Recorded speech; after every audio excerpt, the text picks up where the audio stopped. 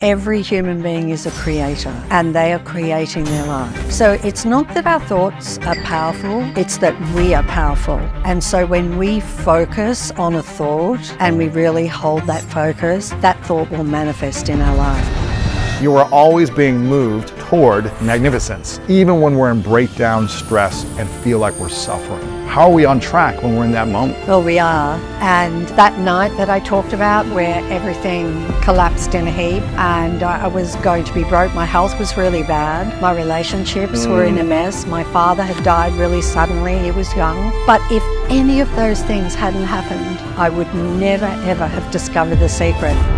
Should we be thinking more about our thoughts or our feelings when it comes to manifesting and attracting abundance? Good question. You know what I would say? I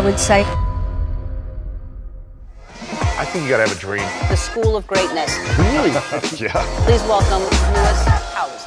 Welcome back, everyone, to the School of Greatness. Very excited about our guest. We have the inspiring Rhonda Byrne in the house. I'm so grateful that you're here. Oh, thank you so much for having me here. We were just talking about this right before, that you have sold with The Secret. Almost 34 million copies are in print around the world, translated in over 50 languages.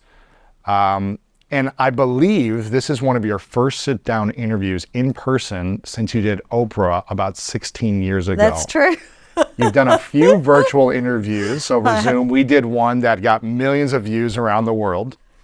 And you are back in person. I'm so grateful that you're here because there's definitely an energy about you in person that brings a different element. Oh. And I'm excited to talk about some things that we covered in the previous interview, but even more because you have this incredible piece of art that you've come out with called these manifestation cards, the secret manifestation cards, which are beautiful. And I want to go through a number of these today and talk about this. But you have received so much celebration over the last 16 years since The Secret came out. Yeah. But you've also had criticism of The Secret and what this is. Yeah. And so for people that don't know what The Secret is, if they didn't see our previous interview, and this is their first time hearing about you, and it's their first time saying, what is the law of attraction and The Secret? Right. Can you explain what the law of attraction and manifesting actually is in simple terms before we dive in deeper? Sure. Gee, it'll be interesting to see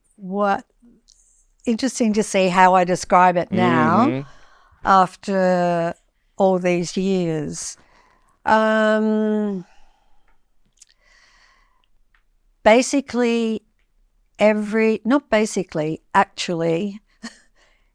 human being is a creator.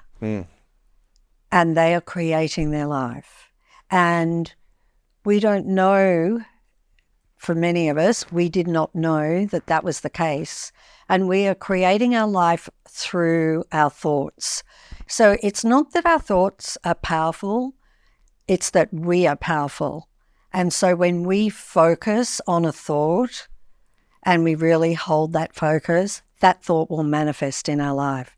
And so we create our own life through our thoughts and through the mind. Our mind is super, super, super powerful. Yeah. For good or for worse? Yes. So, for example, we can talk about what we want and we will manifest that, and so some people, they just see the abundance in the world, that's all that they see. They don't see any lack. They just see abundance and everything seems to go right for them. Everything falls into place for them. They invest in this and it skyrockets, and they buy a house in this place and that suburb goes crazy. And it's like everything they touch turns to gold. But it's because they have the mindset that is toward wealth and abundance, and they don't have a mindset toward lack. And we have a lack mindset when we say things like, I'm broke, I don't have enough, I don't have enough to pay my bills. And you see, whatever we say is what our life will be. And so if we are saying, I don't have enough money, then by law of attraction, we will not have enough money. We will continue to not have enough money. So what we have to do is we need to speak about what we want. And we need to talk about, for example, if it's money or if it's health or if we're not feeling really great, then we can talk about what it feels like to be really well instead of talking about not being well, right? Because if we're talking about not being well, we're attracting more of that, more of that, more of that. Right. And so that's basically law of attraction. I mean, it is so wonderful and it's so intricate. And the more that it becomes a part of your life, the more you see the little kind of twists and turns. Synchronicities. Yeah, like for example, if you're saying, I'm so overwhelmed, there's just so much going on at the moment and I can't get on top of things and I'm just overwhelmed. Guess what? Guess what's coming? More overwhelmment, Right. more, So when we speak about things that are frustrating us, that are overwhelming, that are stressing us out, that we're in lack of, when we speak about them, or we're constantly in a loop of thinking of those thoughts and then speaking them to ourselves or to others, what I'm hearing you say is it's going to be a lot harder to get beyond those struggles than to speak in a different way or think in a different way. Is that what I'm hearing you say? That's the case. And in fact, until we think differently, it won't change. Really? It wouldn't matter all the action in the world. All the action in the world will not override a belief that we have.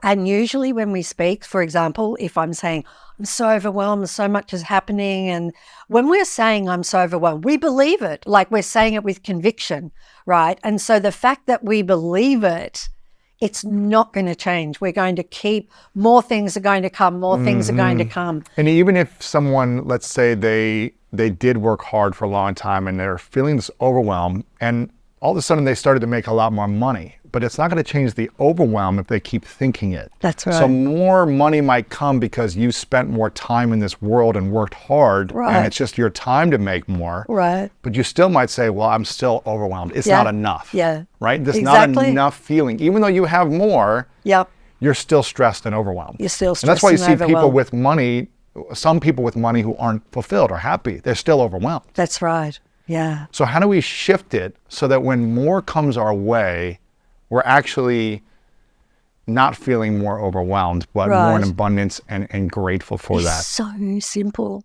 It's so easy. We just have to think about what we want. And do we want to feel overwhelmed? And no, we don't. So what do you want?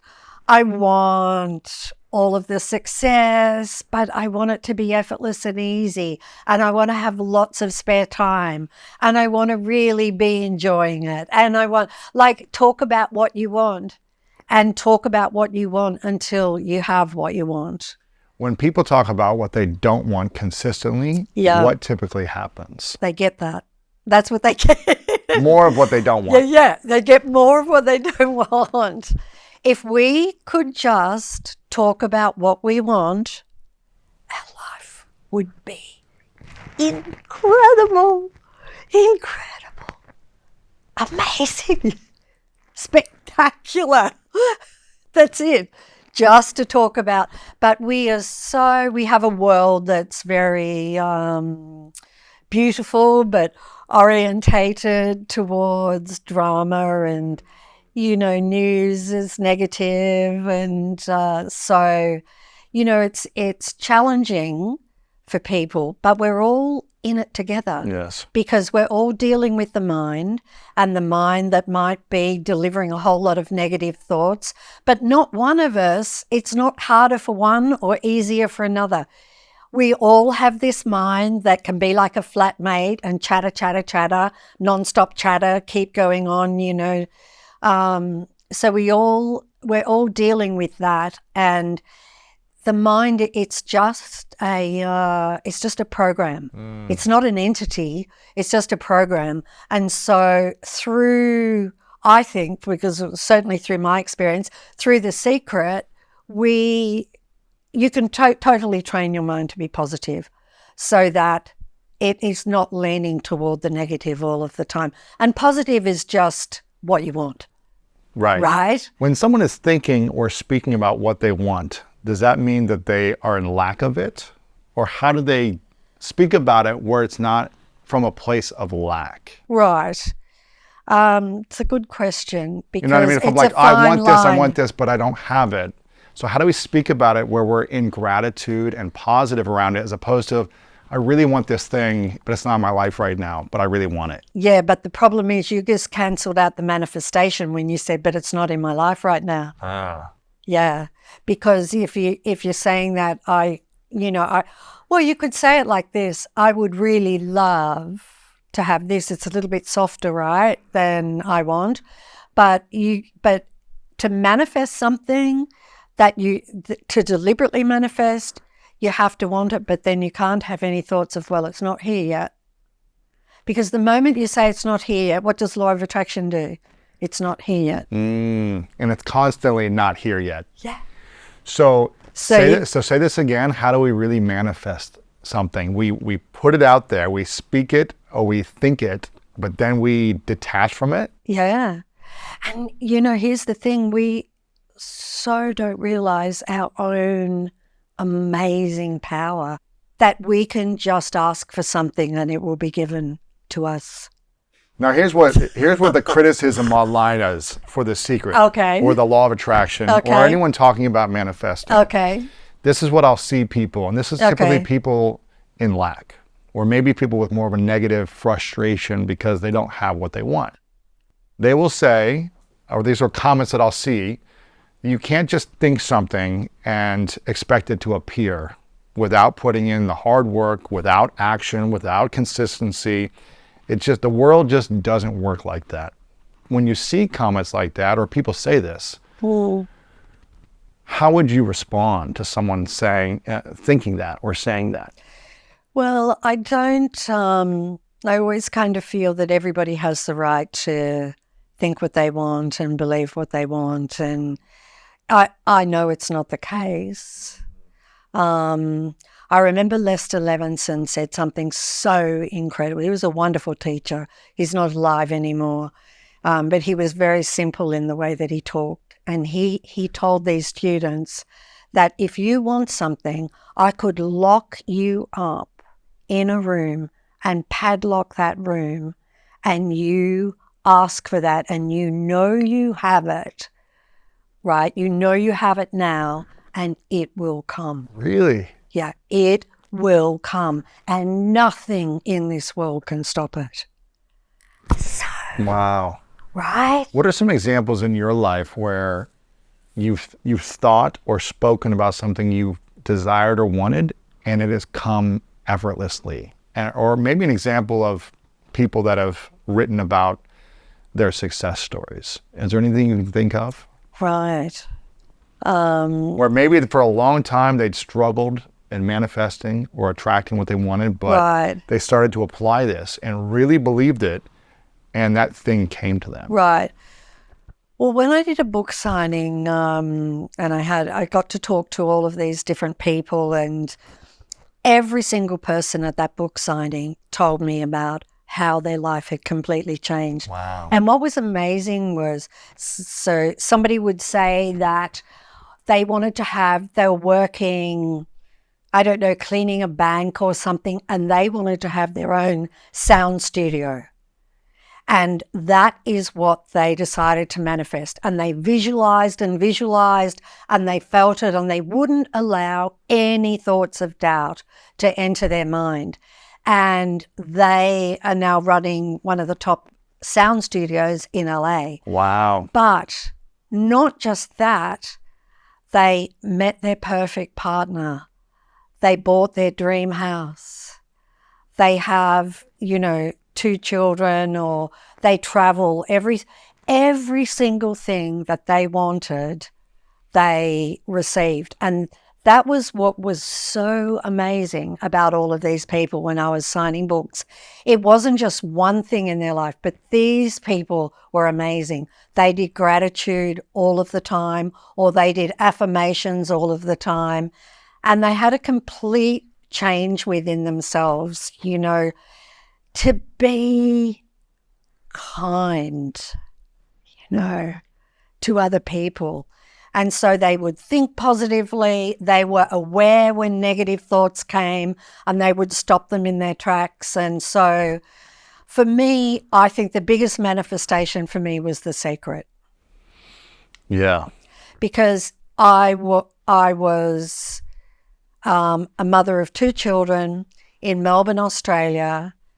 I had this night where Henny Penny, the sky fell in. Everything in my life completely collapsed, right? And I had a huge awakening that night, pardon me, and realized all of this and how incredible we are and what we can do and what mastery we have over the world. And there and then I looked out at the world and I'm like, no one knows this. No one knows this. And so I was determined that I would find a way to take this to the world. I had no idea what shape or form it would take but that night I determined that is what I would do. And so eventually a whole team were gathered. I had a production company at that point, and everybody might think, oh, if you had a production company, it's so easy for you to make a documentary. Aha, but let me tell you, there's a snag. I was $2 million in debt. Really? That production company was $2 million in debt, and my accountant told me, you're going to be broke in 30 days and lose everything. Wow. Lose everything. And to this day, I don't know how it didn't happen. I do know, because I didn't allow that thought. I only allowed the thought of taking this to the world, and nothing else mattered. Wow. But getting this out into the world. And so, but getting back to your point, I don't want to, I remember when I did Time 100 and they had all the cameras, that was an interesting experience. Wow. The red carpet and walking down, and they were all like, what do you say to the naysayers? And I said, good for them. Good for them, because I think one problem we have in the world is people wanting other people to believe what they believe. I discovered something incredible. I absolutely know it's the case. Through my experience, through tens of thousands and millions of people's experience, I know it's the case. But if there's somebody that isn't ready for this in their life, that's fine. Yeah. Right? Right. That's totally fine. Well, because a lot of people feel like they might be in a breakdown. During that moment of your life, you were struggling with your, business, different things in your life that were happening, relationships. It sounds like there were some challenges boiling up. Yeah. But then this wisdom within you came out, and you decided to act on it. Yeah. And one of these cards, again, this is a beautiful piece of art, these cards, these manifestation cards, and I want people to get this. We'll have everything linked up. And I've gone through a lot of these already. They're amazing. I wish I would have created this. This is incredible. It says, this card is great for this point in the conversation, where it says, everything is always on track, always. Yeah. No matter where you are in your life currently, and no matter how difficult things might appear to be in this moment, you are always being moved toward magnificence. Yes. So why are we moved toward magnificence even when we're in breakdown, stress, and feel like we're suffering? How are we on track when we're in that moment? Well, we are, though. We are. And if I use myself as an example, and sometimes excuse me for doing that, but that night that I talked about where everything collapsed in a heap and I was going to be broke, my health was really bad. My relationships were in a mess. My father had died really suddenly. He was young and he had died really suddenly, and my parents just had the most beautiful love affair I've ever seen. So my mother was in terrible grief. And so I had all of these things, and then I was going to be bust in 30 days. Wow. So I was able to turn all of that around. And if that hadn't happened that night, and I've thought about all of the things that led up to that night, And, I was making 6 documentary films about murder. Can you imagine? Wow. Yeah, a subject and it was heart-wrenching because these were unsolved murders Oh, and talking to the families and everything like that. But it was perfection, the way that all of these things lined up, that I was making these movies and then that I plummeted into grief with my father, that I was so stressed about my mother. And all of these things led to this incredible night on the 9th of September at 9:30 at night, and where everything fell in a heap. And we could all say, oh, but that was so terrible, all those things happened. And not long before that, years before that, I'd been fired and never imagined I'd ever get fired. But if any of those things hadn't happened, I would never, ever have discovered the secret. And I've been through lots of tough things since, it hasn't been perfect. When we're human, we're going to have things. We're going to have things that will come that will have us go further, reach further, be more magnificent, be more understanding, be more compassionate. When you lose somebody really close to you, you become very compassionate. It helps to instill all of that. And so absolutely, I say that we are all on track. The first thing people always ask me is, what do you feel about the world? Oh my gosh, it's a mess. And I just say, everything's unfolding perfectly. It really and truly is. Yes. It's unfolding perfectly. And the same for everybody. And somebody might be going through a really rough diagnosis, but from where I am, there's no end for any of us. Really? No. We are consciousness. There's no end. Right. Yeah. So it's not going to end even if there's a bad diagnosis in our life. This is just the vehicle. This is just the car, that we're using to travel around in the world. And so, yeah. This is another one of your cards that I love that speaks into this. And I hope you don't mind me reading Not some at of these. all. This one says, be grateful for your challenges. And you wrote all of these from your wisdom, which I think is amazing. It says, be grateful for your challenges. It's all of the hard things and apparently negative things that happen to us, which give us deep desire to change our lives.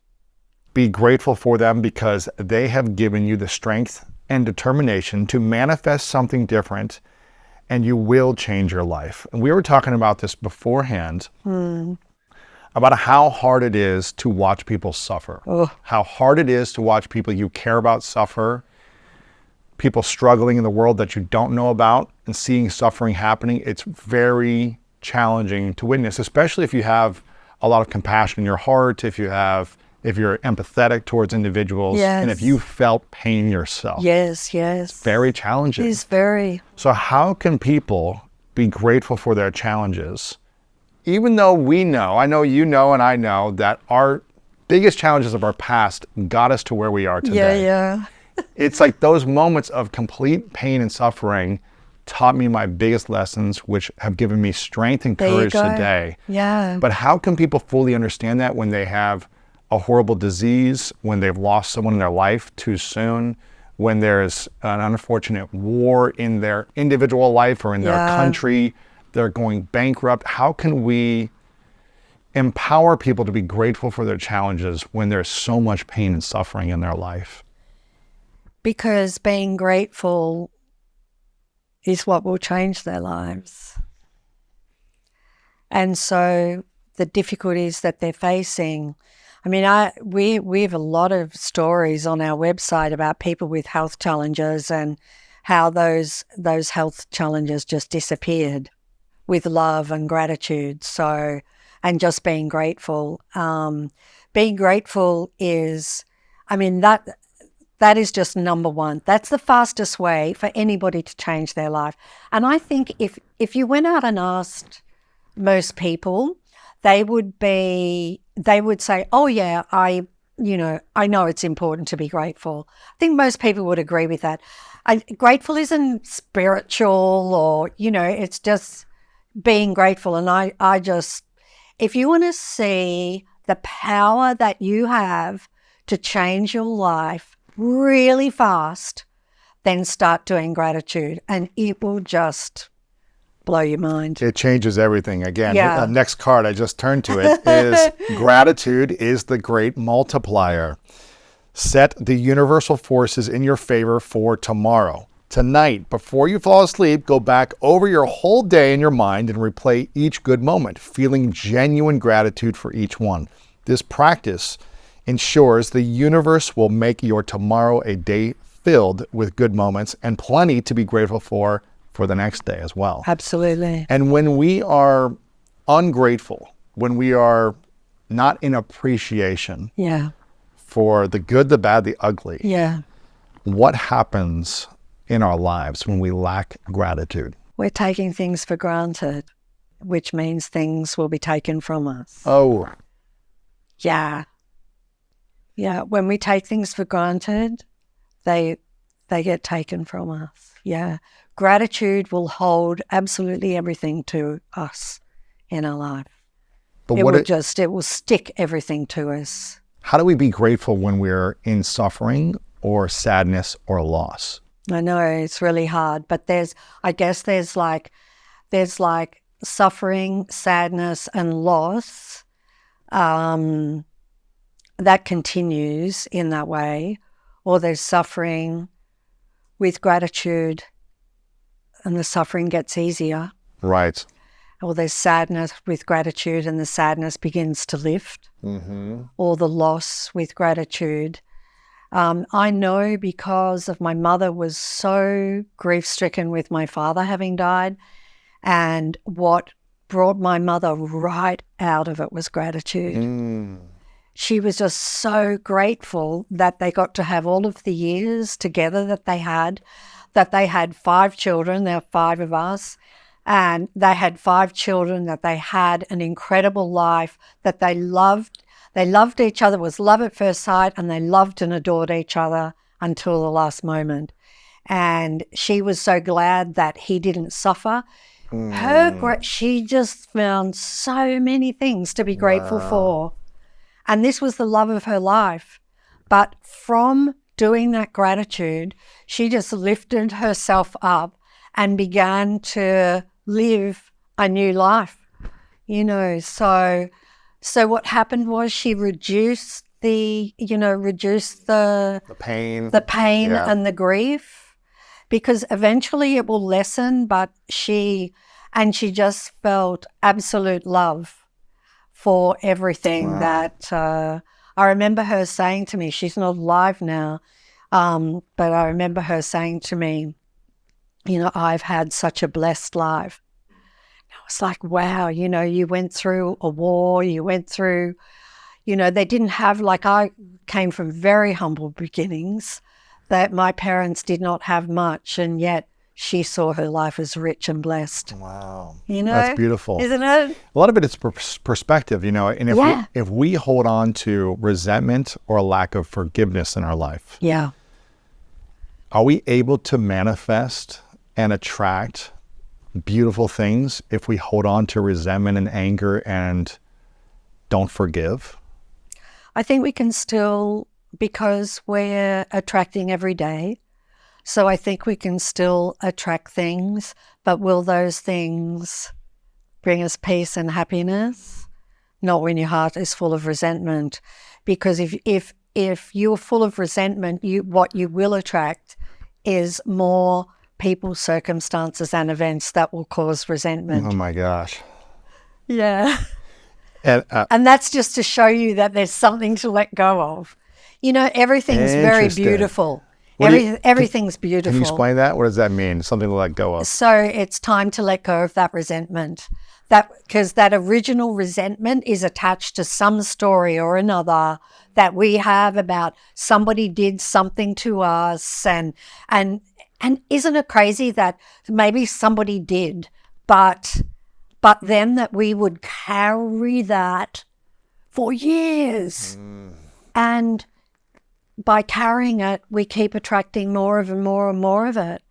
So it just shows you how all of those religious texts and everything, they got it really right. Yeah, of course. When they said not to, love thy enemy and all of those things that was said, all of those things make total sense. Don't carry those things with you. Well, that lack of forgiveness, that resentment is an energetic force that's almost attracting more of those things and resisting the abundance of peace and harmony. It is. When you're carrying and holding on to that anger, you're resisting peace. Yeah. This is another card, again, I'm just in the flow right here, that says feelings are powerful manifestors. Remember that worry attracts more worry, just what you said. Unhappiness attracts more unhappiness. Fear attracts more fear. And remember that joy attracts more joy. Happiness attracts more happiness. Love attracts more love. Yeah. And it's the times, what I'm hearing you say, the times when it feels like it's the hardest is the times when it's the most important. That's right. To be in a state of gratitude, happiness, and love. Yeah. Because holding on to anger, unhappiness, and worry only attracts more of that. More of it. And I think everybody experienced that, right, during COVID. Yes. Right? With all of the worry about COVID, which then turned into fear, and people became more fearful, and then things seemed to get worse, and then more fearful, and things got worse, and things got right. When you got the whole world, when you have the majority of the world in so much fear, it's going to get worse. It is. Yeah. Should we be thinking more about our thoughts or our feelings when it comes to manifesting and attracting abundance? Good question. You know what I would say? I would say for people to choose whatever's easiest for them.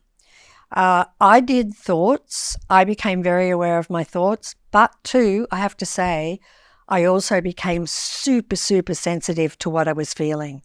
So much so that if I wasn't feeling good, I would not open my computer or any emails. Why is that? Because if I'm on a frequency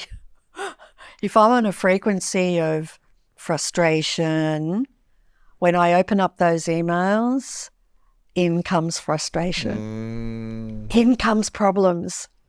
And so I wouldn't answer my phone if I wasn't feeling good. And in fact, the whole secret team knows very well. If you can't get a hold of Rhonda. For them, I said to them, if you don't feel well, please don't touch the secret. And if you had an argument with your spouse, or you got really, fell out of bed the wrong way, take the day off. Don't touch the secret. Unless you can shift out of it quickly. Yeah. If you're unable to shift. Which they all can now. Yeah, but this was early days. Right. So, yeah. So I was really, really careful to. So feeling good. I guess if you ask people how did they feel, they might say, "Oh yeah, I feel pretty good." But what I want to know is, do you feel happy? Because if you're not feeling happy, then you're unhappy. Like we could say there's just two emotions. It's black and white. Right? Happy or not happy. Exactly. Yeah. And so if you're not feeling, and if you think about a time in your life when you felt happy, and I don't mean overexcited, or what I mean is just happy, just feeling full and happy, and it's a great day and you're really positive and friendly to everybody. Yeah, that's happy. And the other, that kind of numb feeling, or, it's another day kind of, that's unhappiness. I will say, Rhonda, I grew up not thinking that I was very smart or intelligent. I struggled in school. So I had this belief that I wasn't smart enough for really anyone or anything. Right. And I was never going to be able to figure things out because I had this kind of belief based on testing poorly, just struggling in school. It was hard to read and write. And I just felt like everyone around me was smarter based on kind of school system and tests. Now, I learned later that that wasn't true in other areas of life. I had more street smarts rather than school smarts. But I remember in my early 20s, not thinking I had skills to go into a career because I lacked success in school. And early on, I was trying to figure out, how can I start to make money? How can I get opportunities for me when I don't have these skills? And what I said to myself early on was, I'm going to bring joy and happiness everywhere I go. When I would enter a room, I would think about, okay, this is a pathway to joy. And I would smile as I would cross the doorway. I would cross it. I would just open my heart to joy and smile. Wow. And enter a room and smile at people. And when I would smile at other people and just ask them a question, how's your day? They would smile back and bring that mirroring energy. In this next card here, you say, live in joy. Humanity needs your joy. Planet Earth needs your joy. The universe needs your joy. And that's why you are here. Find what brings you joy, start living it, and you will have a fulfilled, you will have fulfilled your purpose. And when I didn't know what my purpose was, I just said, I'm going to be joy. And that is purpose. And things started to unfold in my life. Financial opportunities, people wanted to be around me more, and they wanted to help me. I didn't know why, except for that I brought joy and happiness. So I want people to know that, when you bring joy, even if you don't know what direction you're heading or what should I do next or the next chapter of my life, joy unlocks opportunities, like you said. And I love this message in this card here. Well, that was just such an insight that you received, where that's like a divine message to you to do that. Because on the frequency of joy is everything that you could ever want. Really? Yeah. Everything. Yeah. It's not when you're in anger? Joy, no. But I mean, people must notice, I just think it's so obvious. Look at your life and you can see how you're creating it. Like you get angry and then one thing happens and then, oh no, something else happens and then something else happens and something else, I mean, we've all had those days. It's like a snowball of bad things. Yeah. And we just keep creating one after the other. Yes. But yeah, on joy, because joy is at the same frequency as love. So it's right up there and it is incredible. And that's why in the Secret documentary and in The Secret, why I say nothing is more important than that you feel good. Because when you feel good, you're on a feel-good frequency, and absolutely everything you encounter in the day, all the people, all the circumstances, all the events will be feel good. They will be things that make you feel even better, even better, even better, even better. So, yeah. There's a quote from a famous football coach in America. His name is Vince Lombardi, who passed away, but he won a number of championships for the Green Bay Packers, I believe it was. His quote that he would say to his, his team, his athletes, was that what did he say? He said, either be fired up with enthusiasm or you'll be fired with enthusiasm, right? It's like you either got to bring the joy, is what he was saying, bring the energy, bring the positive excitement, or you'll be fired passionately. Right. Because it's hard to manifest or excel at a high elite level in sports or something if you're not bringing passion and joy in a loving, happy, joyful way. It's hard to... Maybe you could have some success, but to kind of maintain that level of opportunities and flow, it's hard to do that without it, right? Wow, that's really interesting because that's the same with life too. Right? It's really like, for example, when you're in joy, you will manifest so fast. It's a really high frequency and you will manifest really, really quickly. The thing is, if you're in grief and despair, it's very slow. Right. And that's a protective mechanism for all of us. Because I had one time in my life where I hit depression, and because I was extremely worried about my daughter, and there was just like this black cloud, and I thought, I have completely thought myself to here. I could see all of the scary thoughts that I believed, and And I am here now. Here is where I am. And I knew I was here because to experience it so I could help people out of depression. And so... So no one else created you to get there. You I created did it. You created yourself. Oh, to yeah. Yeah, because I just believed all these thoughts that all these scary thoughts, I was just believing them all. And my daughter's fine and well today, you know. They were just all thoughts. And yeah, so now, I mean, I'm really, I guess, really fortunate. I tried everything that I knew, which was to be grateful and to think positive thoughts. So I tried thinking positive thoughts. I could feel how weak they were. What do you mean by that? Like they didn't have a lot of power behind them. So they were like, I'm happy, but I'm not really happy. Yeah, not feeling it. Because the depression was, you know, it Strong. was strong. And so what I did was I decided to not resist the depression, but to love it. Tell me more. And it melted away.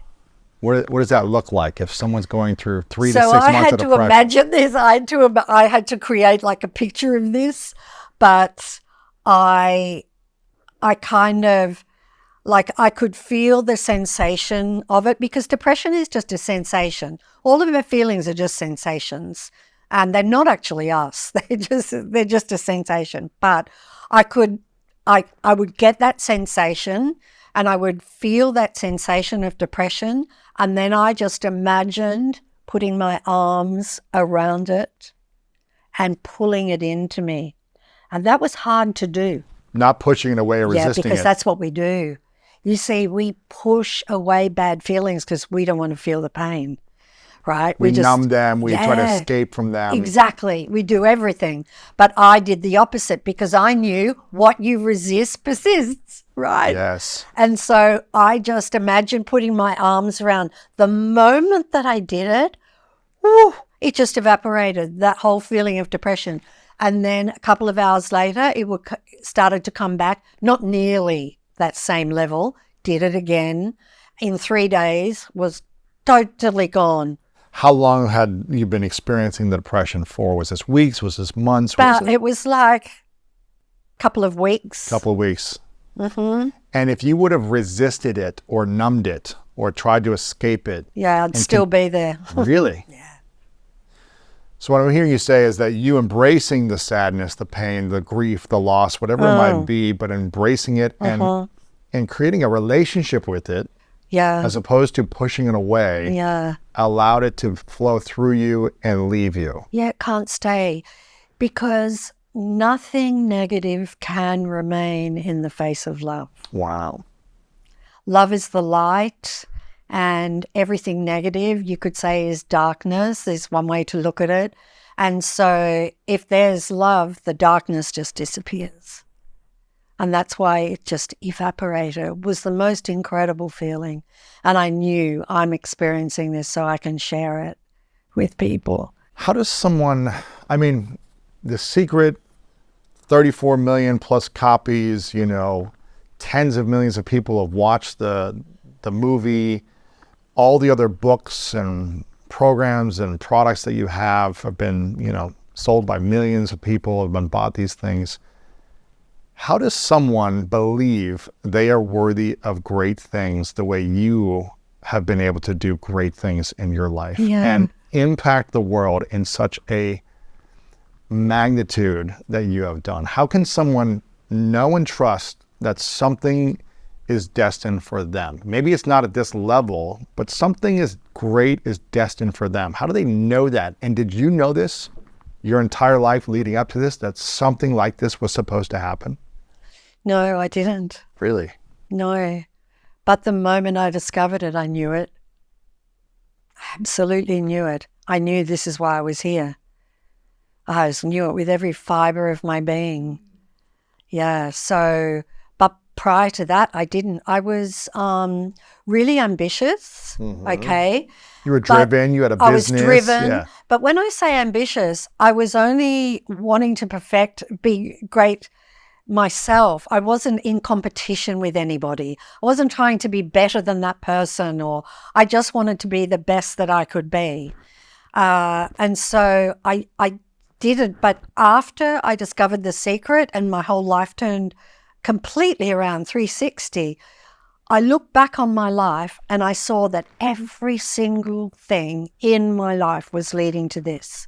Really? Yes, because just even things like I worked in a newsroom in a radio station, and so when The Secret went crazy, and I just had every news media outlet in the world, in every country, coming at us, and I did very little. And because I knew that what can happen is that the media will build you up to tear you down. Wow. And I knew that because I had worked in news and I'd worked in media, and You'd seen it. I had seen it. Is that And why you did Oprah, and that was really I did it? Oprah, and I did Oprah because I knew Oprah lived this. And you see, I didn't want to go onto anything where I didn't want to have arguments with people, because I'm not trying to convince you to do anything. I discovered something and I wanted to share it. And if you find that it's incredible for your life, then I'm so happy. If you don't want to hear about it, that's fine too. So I didn't want to get into situations with people where they're like, oh, this is, as if the mind can do this. This is all there is mind. They don't even realize, it'll be hundreds of years before it is realized what the substance of the universe really, really is. But right now, we can use this knowledge to completely create the life we deserve to have. Yeah. And what you were talking about being this greatness, I think some of us were born to do something like this. But then there are others, and I think about this with my mother, right? My mother stopped working when she was 19 years old, and she had 5 children. But my mother achieved greatness because she was an incredible mother and she was an incredible wife. And so her level was different. And I think, what you did or what I did, not everybody is prepared to take the risks. You took risks. Yes. You can't do it without the risks. Yeah. Yeah. I took huge risks. I put everything on the line. I would have been on the streets. I mortgaged, overdraft. I did everything possible to get The Secret out to the world. And I didn't care, honestly, what happened to me after it. I just wanted to get it to the world, and that was it. And so you have to have, there's something within you that really pushes you. But then there are people that they might love what they do, and they don't want to be running a company. They don't want the stress of that. Yeah. They love their family. They want to spend as much time with their family as possible. They just really love to have a better house, or, and I think, honestly, if you can live your life and you can bring joy to other people just by your presence, if you can do that, oh my God, you've lived the greatest life possible. You really have. That's because every single person, their true nature is joy and their true nature is love. And that's why you feel so good when you're in joy. Right. Right? Yeah. And that's why we feel so good when we're loving, and being loving is smiling to that person like you did, I'm opening the doors and I'm going to smile. Yes. So, absolutely. Yeah. I mean, you talk about kindness. This is the next thing on top of here. So you just said kindness. We're in sync right here. We're in sync. Kindness changes everything. Want to see your life change for the better today? Then be the kindest you've ever been to every person you encounter. When you do that, it's hard to have a bad day. Oh, you can't. It's not possible. That's why just do that, I'm like, just do that one thing, and you don't take my word for it. Try it for yourself and just see for yourself what happens. Yeah. I remember this person contacted us, and really early on. And he said he decided that he was just going to be happy. I think it was a hairdresser. And he said, I'm making a decision that I am going to be happy and I'm going to see what happens. And it was incredible what happened in his life.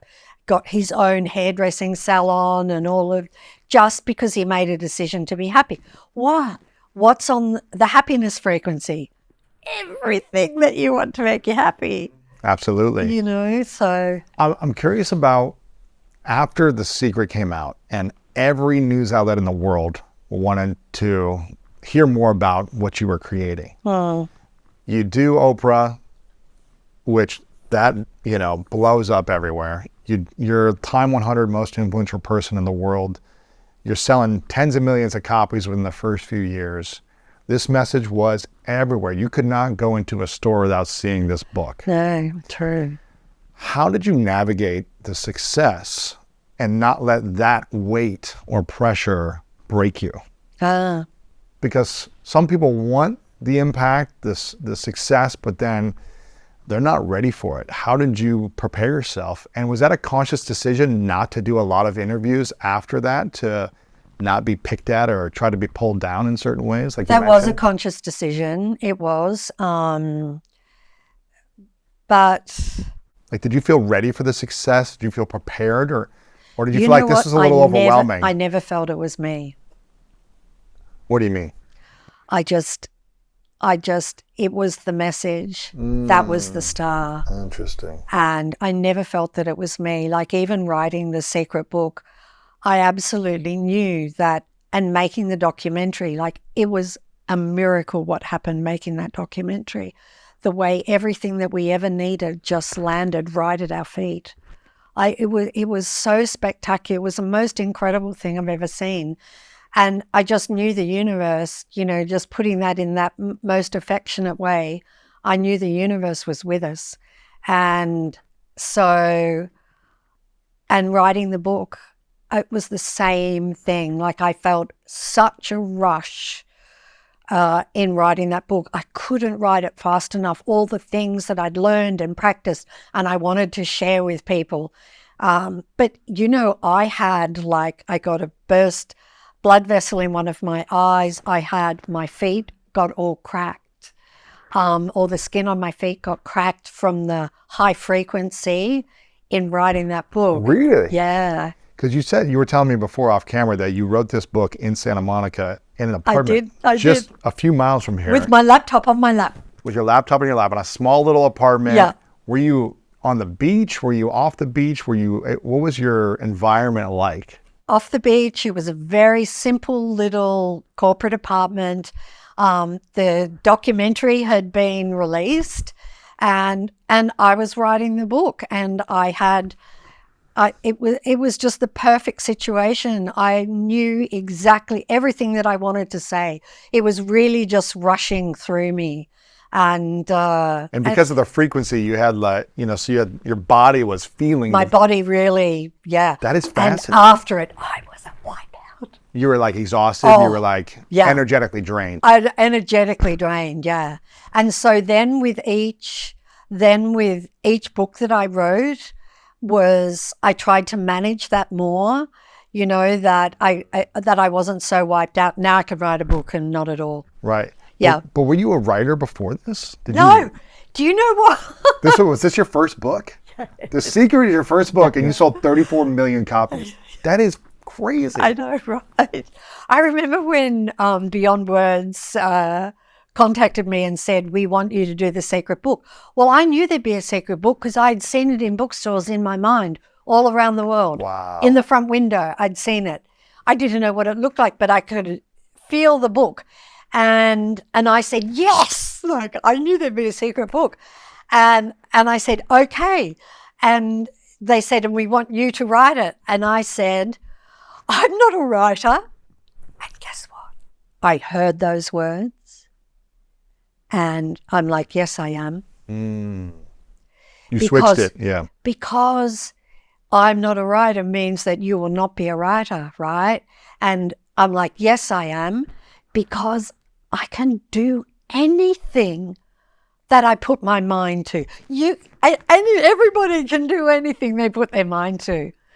And so I wrote, and I was very specific. I wanted to write to people as though I was just talking to them, and not, any kind of incredible, huge words or anything like that. I wanted it to be super, super simple, because law of attraction was a hard concept to get your head around at that time. It's understood a little more these days, but. And this is what I love about what you did, because you first said you saw it in your mind and you felt the book in bookstores, right? You felt it, so you were connecting the thought, the visualization of what you saw in your mind and the feeling. You had those two things connected, it sounded like. And this is where I think some people get wrong about the law of attraction or the secret, is you had those two things, the thoughts and the feelings, as if it was already happening, but then you took action. You wrote the book. You didn't just say it's magically going to be in bookstores. There had to be some action somewhere, whether it was you or someone else. Yeah, but I had the publisher come to me to say, you're going to write the book. You drew it in. So I attracted that. But do you know what? With that book, I honestly feel like I was just the stenographer. You were just downloading and it. That's why, in answer to your question, how did I manage all of that? Honestly, I just felt like I was the luckiest person in the world to be a part of that journey. But I know without a doubt the universe was just there. This had to come out into the world, and it was there to help at every turn. If someone is applying these principles and think they're not drawing in the person, the publisher, the right person to hire, the thing to support them in manifesting what they want, does that mean they're not ready for that thing to come out into the world? Is it not the right timing? Because you could have wanted this 20 years prior, but it didn't happen then. It happened at the moment you were ready for it, it sounds like. Yeah. So how can people let go of their frustration of really wanting something to happen now versus knowing when it's the right timing for it to come into the world? Right. So the difference is just simply believe. So you have to believe you have it already. So if I explain what my belief was like, my belief was a notch above believing it had already happened. Mine was knowing it had already happened. What's the difference between believing and knowing? Because knowing is the highest you can get. And it's actually knowing is beyond the mind, but you can manifest with believing too. So I didn't just believe this had happened. I absolutely knew it. Wow. And I knew it, and I knew what it was going to do. And I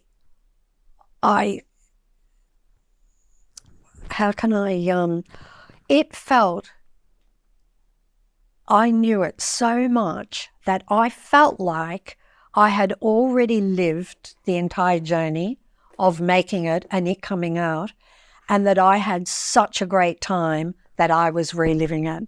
Oh, that's pretty cool. That's how it felt. This is fascinating what you just said. This unlocked something for me. The difference between believing and knowing. Yeah. I grew up in a religion, the religion of Christian Science, which is all about healing and applying healing thinking and applying the mind to the material world, but really there is no material world anyways. But one of the things that I would hear over and over again when I felt like something was off in my life, or I felt like I was feeling a pain, or something physical in my body was off, out of alignment, we would have Christian Science practitioners, spiritual practitioners, that would give us prescriptions, but they weren't medications. They were spiritual medications, essentially, right? Gotcha. And they were always called truths. And they would always say, know the truth. They didn't say believe this. They would say, know the truth. And when you know it, it is true. And it is a reality. And it was hard. It was confusing as a kid because I was like, well, but I feel this thing and there's this pain, but how can I know it? But what I'm hearing you say is believing can really help you in a big way, but knowing is what unlocks manifestation into another level. Yeah, knowing it's just done. I mean, there have been times for everybody when they knew something, they absolutely knew something was going to happen before it happened. So let's say... And how do they know that? Yes.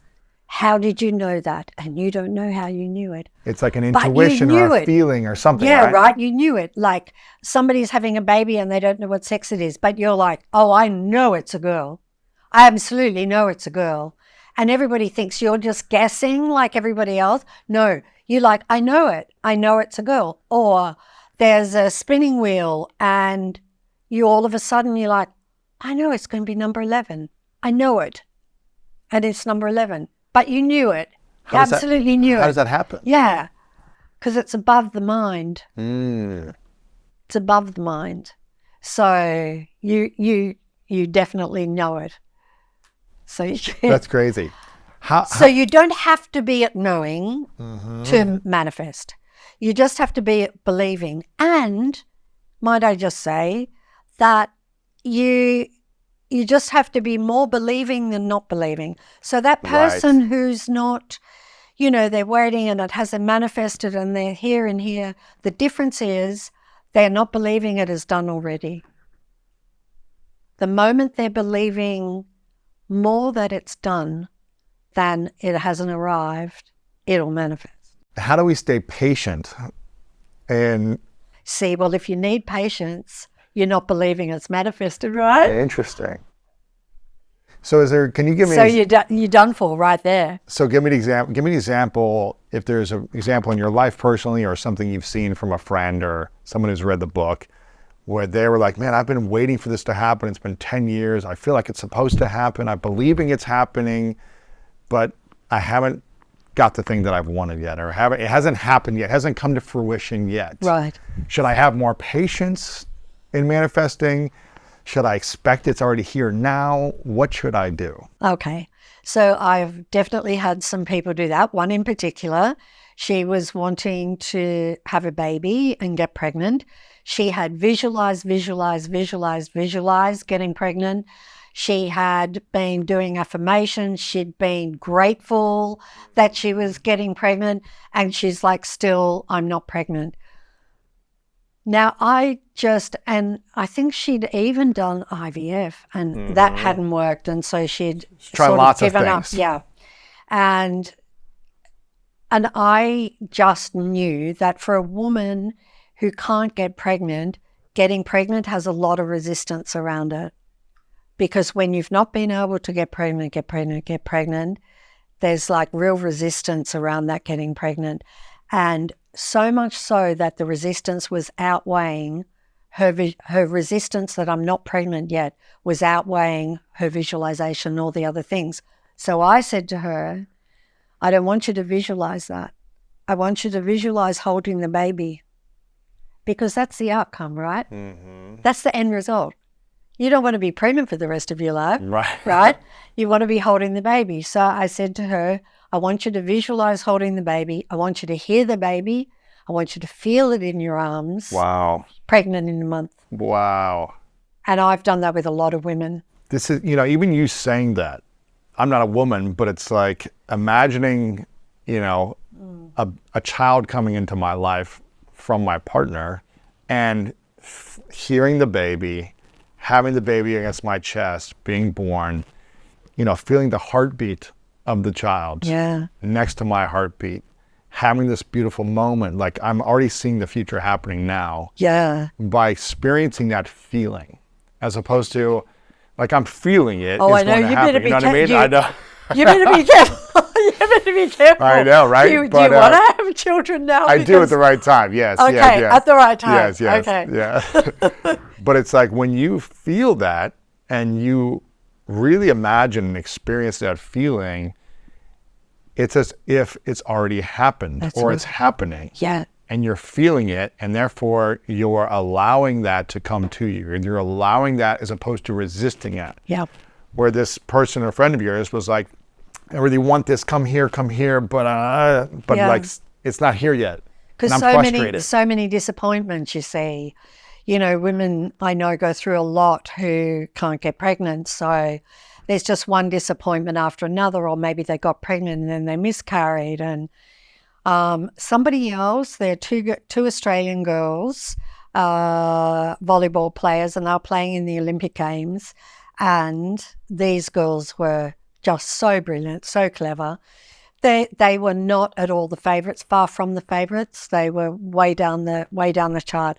And what they did was they filled their entire apartment with gold awards. They got everything gold leading up to the Olympic Games, and they had gold everywhere. They bought all these awards everywhere, gold. Do you think anyone could have beaten them at the Olympic Games? Wow. No chance. Wow. The ball was going to bounce in the perfect way. They were going to be in the exact perfect position. You see, because... So when we talk about action, the kind of action that you have to do for when you have used the mind, that action's effortless. That's why writing The Secret Book was effortless. It's effortless. But if you go out into the world and you're like, make this happen, and you want to do all the action, oh, you're going to struggle. Oh, it's going to be hard. You might get there eventually, but it's going to be harder than it could be. And you'll get there eventually, but you only get there eventually because you think it gradually, bit by bit. That's the only reason you get there, because you had the thought, oh, things are getting better. I'm starting to see successes coming. You're having these little thoughts along the way. That's the only reason you make it. You cannot do anything in the world without thought. Nothing. You show me one invention that's happened without thought. Right. You have to imagine it first. Right. You have to come up with it in your Yeah. mind, and then you alchemize and create it in the world. Exactly. Mm-hmm. But And you so have to, for you have to those think it girls, first, yeah. yes. So for those girls, you see, they lived with that gold, and saw themselves winning gold, and so I bet if you ask them, they would say winning that gold was effortless for them. That they just got the right breaks, that everything happened the right way for them, because it would. Wow. And you know, sports people are so amazing at visualizing winning, right? Mm-hmm. And then it does look effortless for them because they're in the flow. Yeah. They're not working hard. They're effortlessly moving to their desired result, right? Uh-huh.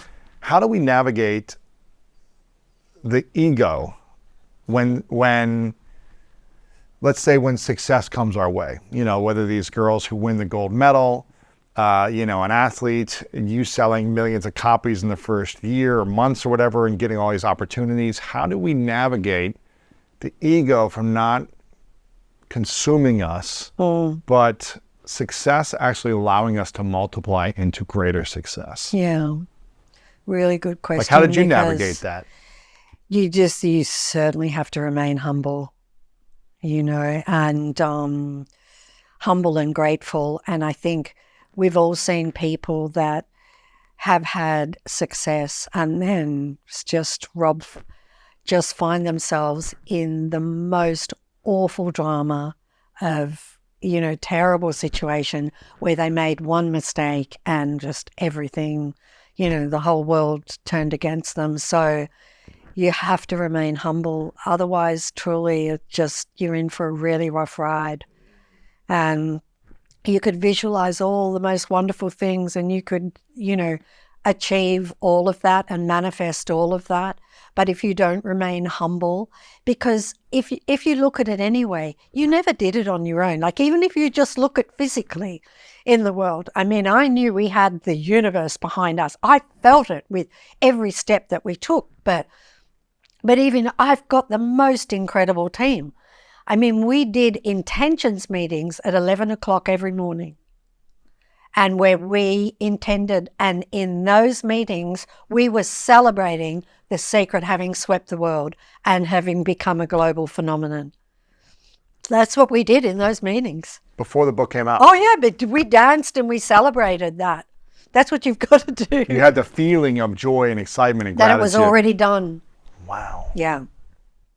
If you want to go traveling, if you want to see the world and you're like, I don't have any money, how will I ever go traveling? straight away, law of attraction says, okay, done. You know, I don't have any money but if you want to go traveling, get out your suitcase. This is the funniest thing you said is because my fiance, Martha, she's Mexican and grew up in this Mexican traditions. And over the holidays, I don't know, this never happened to me growing up in America, but over the holidays, they would do this thing around Christmas and New Year's, her family, and I believe this is a Mexican tradition, but her family, they'll all get out suitcases during the holidays and say, where do you want to go next year? And then we leave the house with the suitcase and say, we're going to Japan. We walk out and we skip down the sidewalk with a suitcase, me and Martha did, and then each family member does this and tells the experience of where they went.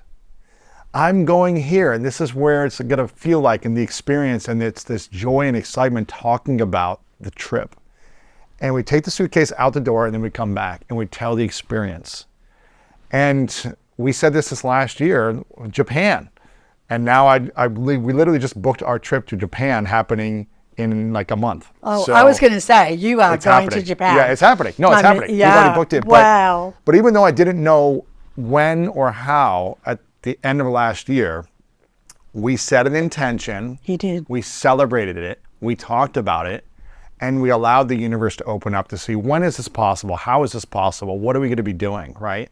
And things are coming to us in a way that's going to create a beautiful, magical experience. Oh, so fantastic. But we took our luggage out. Great and so I don't know if this is story. like a Mexican tradition. This is but amazing. So literally what you said, Yeah. they do every year. It's really cool because it sets that intention. Yes, acting as if is what it is. It's acting as if you already have it. Like I remember there was this lady who wanted to be in the audience on the Oprah show when I was going to be on there. And the audience was completely full. It was booked out. But what she did was she got her suitcase out and she got a flight to Chicago. I mean, this is somebody really, really game. And she gets a call, a message on her phone when she lands in Chicago to say, come to the studio, we've got a seat for you. Yeah. But she had already intended it and went there. She had to get a seat. This is fascinating. Because she really believed in you. So acting as if, like, I know I wrote this in one of my books, but there was this woman who wanted a horse. She couldn't afford to buy a horse. So she went and bought the bridle. And she put the bridle on her table in front of her and looked at that bridle every day. Is that the saddle? Is the bridle the bridle? saddle? I think it's the... I'm not a really for great like horsey. the mouthpiece? Yeah, the straps that go around the head kind of thing, I think. And within a couple of weeks, she, through actually the most extraordinary set of circumstances, she got offered a horse. My goodness. Yeah, through someone, and she got offered a horse. But of course, she was acting as if she already had the horse. She bought the bridle. So, and I always say the universe abhors a vacuum. Say it again? The universe abhors a vacuum. So abhors is A-B-H-O-R-S, abhors. The universe dislikes a vacuum. The universe can't tolerate a vacuum. It has to fill it. So if you create a vacuum, which is why, like, for all the people who want to meet their perfect partner and you go to their house and their wardrobe is totally full and there's no room for their partner's clothes, right? And they sleep in the middle of the bed. Where does their partner sleep? Right? Right. So you've got to create a vacuum, and so you're going to sleep on that side of the bed so the partner sleeps there. You got to make room in the bathroom. Interesting. You need to make room in the closet. You've created a vacuum. Then the person can come into your life. This is so funny you say this as well, because Martha, my fiance, when she was single before we started dating, she bought herself a home and she was going to buy a queen size bed. But her coach was like, well, are you trying to, what type of man are you trying to attract? And she was like, well, a king. I'm trying to attract my king in my life, right? Not saying that I'm a king or whatever, but like I'm trying to attract. And she was just saying, explain, what's he look like? Is he short? Is he tall? Is he, And she was like, nah, he's like 6'4", And, he's an athlete and he needs space, right? And her coach was like, well, you can't buy a queen or full-size bed if you want to attract a bigger guy. You need space. Like you said, you need to have a bigger. So for a number of months, she had this big king-size bed, and she's tiny. She's like 5'2", right? So she was sleeping on this big bed. She's like, is this weird because I have this extra space? But she allowed room for me to be there as well. How amazing. And you hear this with your life is full of these stories, I know, it's right? funny. It's so good. And you hear a lot of, I'm assuming, mothers-to-be, they create rooms with a crib and they have the room ready for that's like creating a vacuum, right? Right, it is. For the baby to then good arrive. Observation. Right? A lot of mothers do this, nesting or whatever it might be, right? Yeah, great observation. It's another example of okay, I'm struggling getting pregnant, but let me just intend and set the intention that there will be a child here. Yes. But I got to do it before it comes. Yes. And you know what people might say? Some people might say, oh no, you might jinx it. Come on. Come on. Are you going to believe that thought? Yes. Don't believe that thought. Don't believe any thought that you don't deserve things. You deserve everything you want. Everybody deserves everything they want. And there's no shortage. Yes. How do we, this is a card you talk about with negative thoughts. How do we, when we want something, how do we learn to navigate the negative thoughts that come and go? Because not all of us, are going to be able to have perfect positive thoughts all day long, especially when there's challenge or breakdown or maybe some financial strain or pain, physical pain. Yeah. So how do we navigate negative thoughts based on what you've talked about? The secret really is to become more aware of what's going on in your mind. And you might, to begin with, just become aware of your feelings, and all of a sudden you're not feeling very good. And I promise you, if you're not feeling very good, it's because you've had a whole lot of negative thoughts that you've been giving your attention to. And that's why you don't feel very good. And so you need to become more aware. And so I just had somebody yesterday say to me that they spiraled downward in a particular situation, and then they kind of came out of it and they were like, why did I do that? Why did I let all of those thoughts get me down like that? And I said to her, but you know what? What you did is amazing because you saw it. Even if you went down with it, you still saw it. You came out of it and you're like, look what happened. That was all negative thoughts. So but you caught it. You were aware of it. You caught it. And so for me, like really early on, I would only realize a couple of days later but the more that you do it, the faster that you catch it.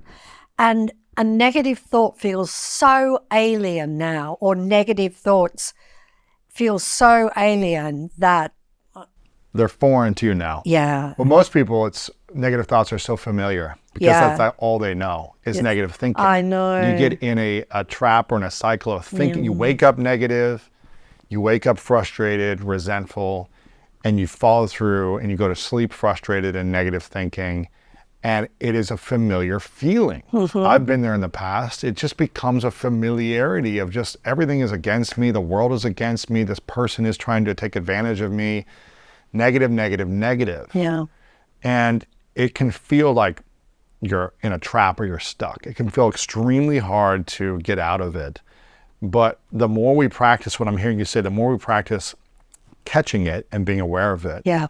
And practicing replacing it with a different type of positive, empowering thought. That's right. Then the more familiar that will start to feel as well. That's right. It's just a pattern that is, the mind's just a program. Yes.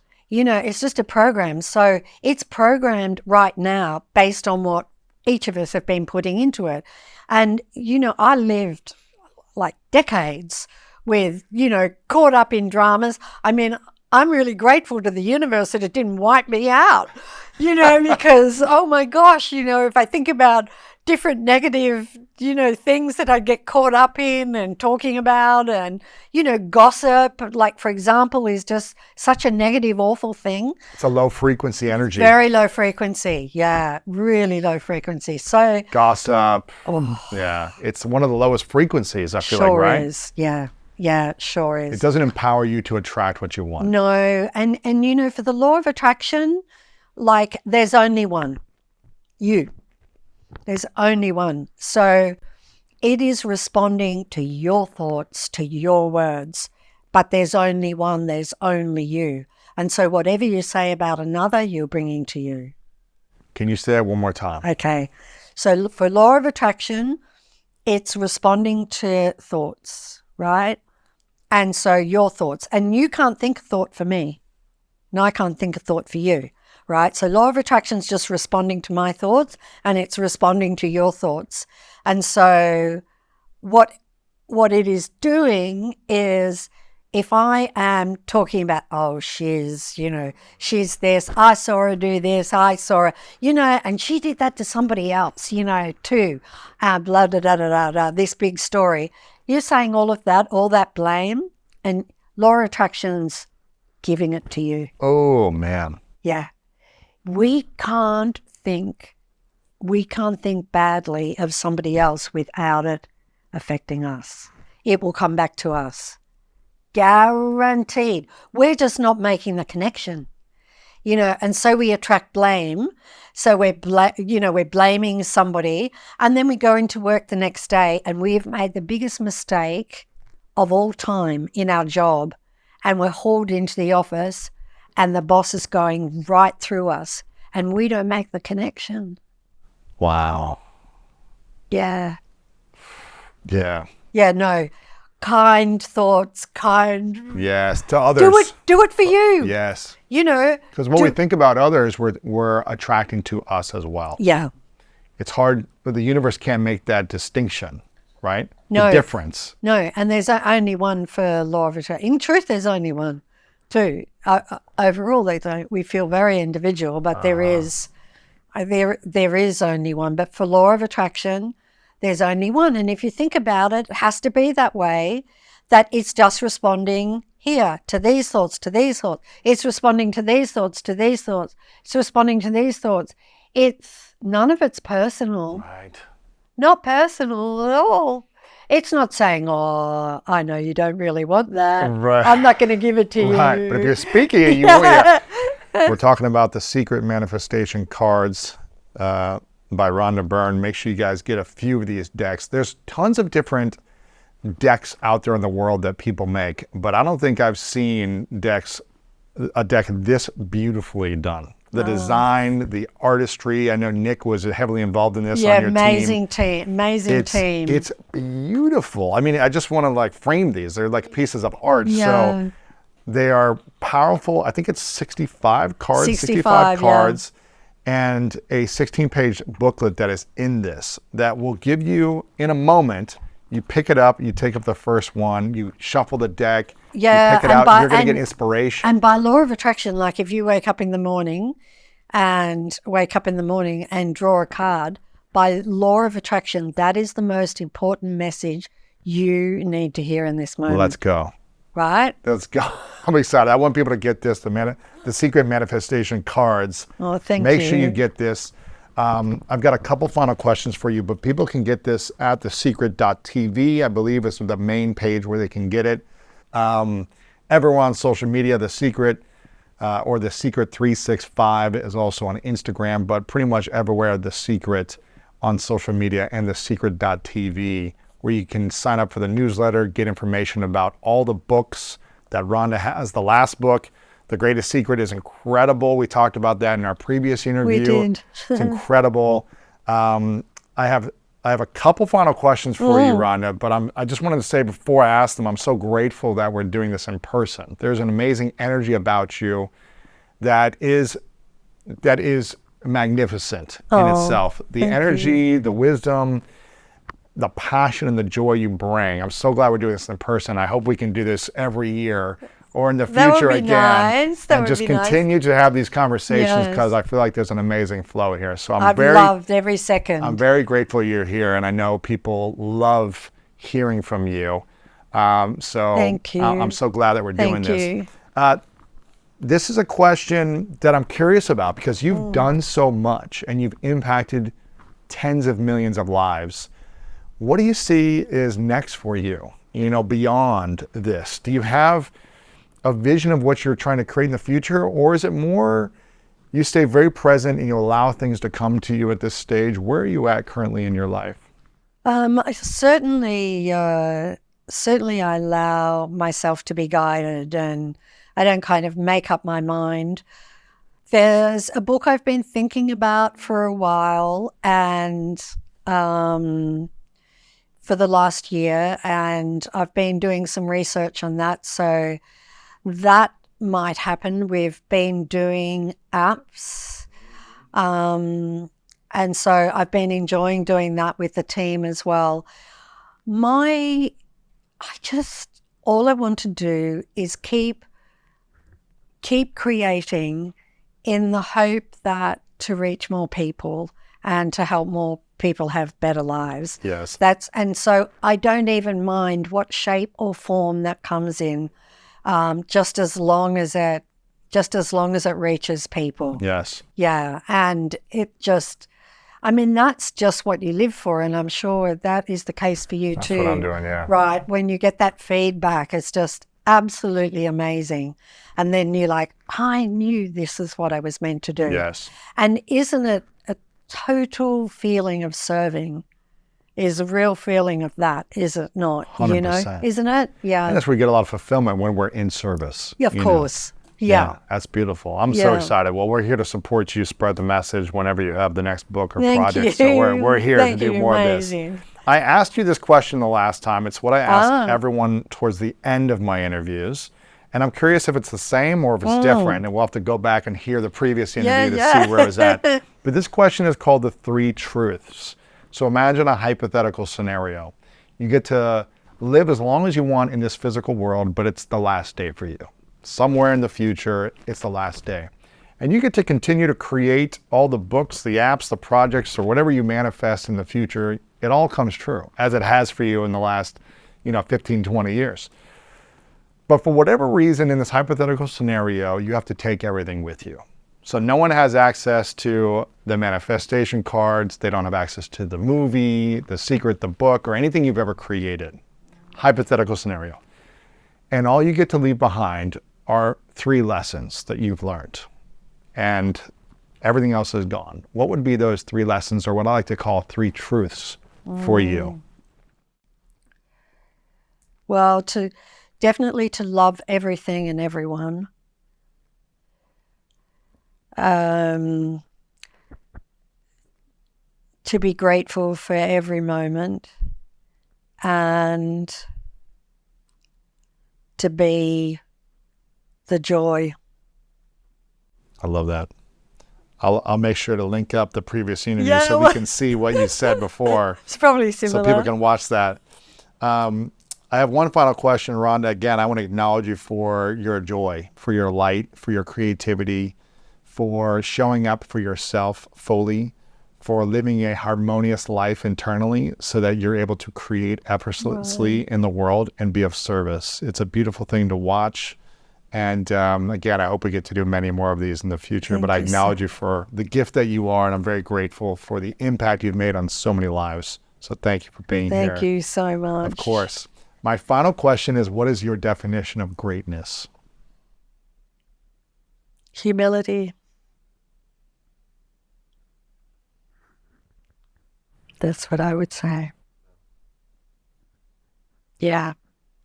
Because I think if you're humble, then you've definitely got greatness inside you. There is all the money that everybody needs and wants waiting there for them. And there's only one reason it's not in their lives, and that's because they're stopping it from coming into them. Really?